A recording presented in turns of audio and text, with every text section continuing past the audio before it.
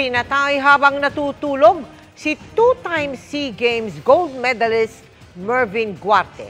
Sinaksak siya sa dibdib habang nasa bahay ng kaibigan sa Calapan Oriental, Mindoro. Nakatutok si June Veneracion. Maituturing na national pride si Airman First Class Mervin Guarte sa dami ng medalyang naiuwi mula sa Southeast Asian Games sa larangan ng obstacle course racing at athletics. Kabilang dito ang 2 ginto. Pero ang kabayanihang ipinakita sa larangan ng palakasan, nagtapos sa karahasan.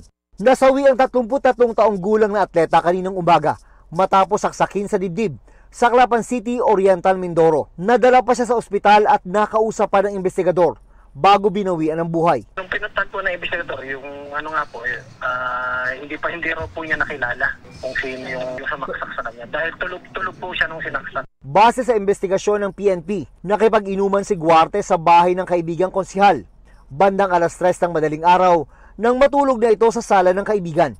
Pagkalipas ng mahigit 1 oras, doon na siya sinaksak habang natutulog. Nakatayo pa po siya nakahingi pa siya ng tulong dun sa mga kasama niya sa bahay, yung pamangkin ni konsehal na babae. And hinabol pa nga yung suspect, hindi lang nila hinabol. Pagtakas ng suspect, naiwan niya ang dugoang kitchen knife na ginamit umano niya. Yung kutsilyo po ay naputol, naiwan po, nalaglag po yung mismong blade niya dun sa crime scene na recover po ng ating investigador. Yung sa initial po na nakita dun sa ospital nung napunta ng investigator, isa lang yung nakita nila na sa chest. Iniimbestigahan pa ang posibleng motibo sa krimen at ang posibleng person of interest.